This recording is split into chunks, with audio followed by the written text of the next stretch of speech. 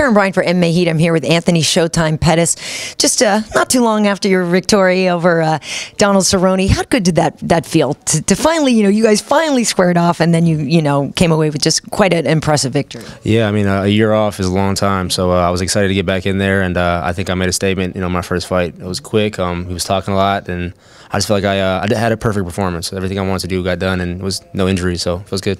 Can you even remind people why it is that you guys have a beef? I mean, this is something that goes back to WEC. This is something that's been around for a while. Yeah, I mean, I never really had a beef with him until he called me out, said I was scared to fight him, said I was hiding behind injuries, and I was trying to ride my win off of Ben Henderson to get another title shot. So, I mean, I didn't know really we had beef. I mean, we were going to be eventually fighting each other, but there was no, official beef until he started bringing it up. But he sent me a tweet and said, good job on the fight, and it was a humbling experience for him, so I think it's all squashed.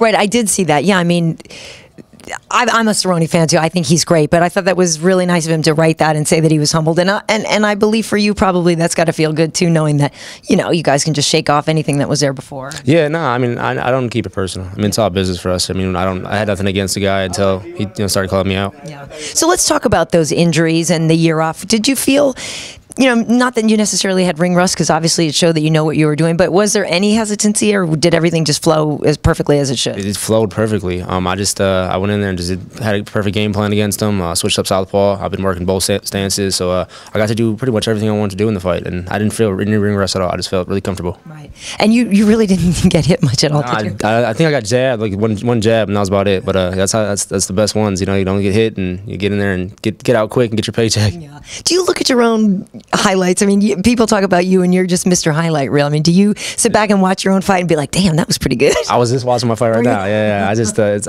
think I watched it probably 100 times already. I mean, it's just a year off. I mean, I didn't get to do anything. So, I mean, I was watching the division, evolve and get better, and I was stuck on the sidelines. But I think I put my name back where it was supposed to be at. So who impressed you in that year off? There were certainly a lot of fights. Anybody stand out in your mind? Cerrone did. He had a big year. I mean, he was busy. He made a lot of money. He had a good year. Besides the Diaz little slip up, I mean, he had a really good year. Diaz was looking good. I mean, a lot of these guys are looking good. So, I mean, everybody advanced their career last year, and I was just stuck.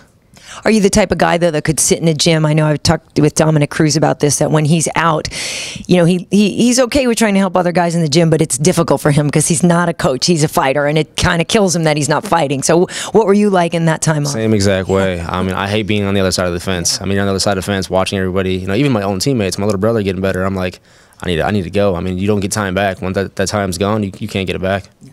So now there's a whole idea that it's not even an idea. The UFC has said they're going to put it into practice, that they're going to have a ranking system. How do you feel about that? I think it's a good idea. I mean, it needs to happen. I mean, you got all these analysts saying this and this and this. I mean, you don't really know who's up there, who's next in line, who should get title shots. So I think it's a good idea.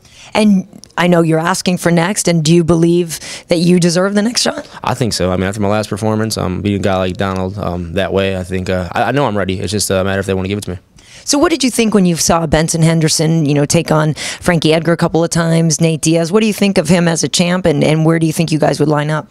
He's good. Ben Henderson's very good. I mean, he's a talented guy. He doesn't have many holes in the game. Very hard to beat. He's hard to submit. He's hard to finish.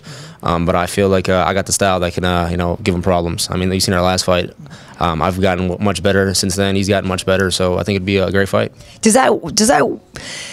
Well, I don't know. It's got to be frustrating to know that there's a guy out there that you're just gunning for, and you don't get that chance. I mean, do you send tweets to Dana? Do you text him, just give it to me, give it to me? No, I had to do it in my performance. I knew going into the Cerrone fight that I couldn't get a decision. If I got a decision, I would have to take probably 2 more fights. But I think I did with my win. I think I convinced these guys that I'm ready. Yeah. So we're here at UFC 156. Anybody you're rooting for? Any fight you're particularly interested in? Yeah, I'm here for Chico Camus. He's on the Facebook prelims, but he's a up-and-comer from the gym. I started him in mixed martial arts, so I kind of feel responsible for him, like a brother. Nice. Now, is there any moves that he's particularly good at that we should look for? Any specific finish? Yeah, he's like one of them flashy guys, too. He just got to find his own. I mean, his first fight, he didn't really get to perform to his best ability, but, I mean, he had time to train for this fight, and he got some crazy stuff. He's a little fast, scrapper. He's good. Nice. Well, thanks for talking with us, and congratulations again on your win. It was great. Thank you very much. Hey, what's up? This is Anthony Showtime Pettis, UFC lightweight, and you're watching MMA H.E.A.T.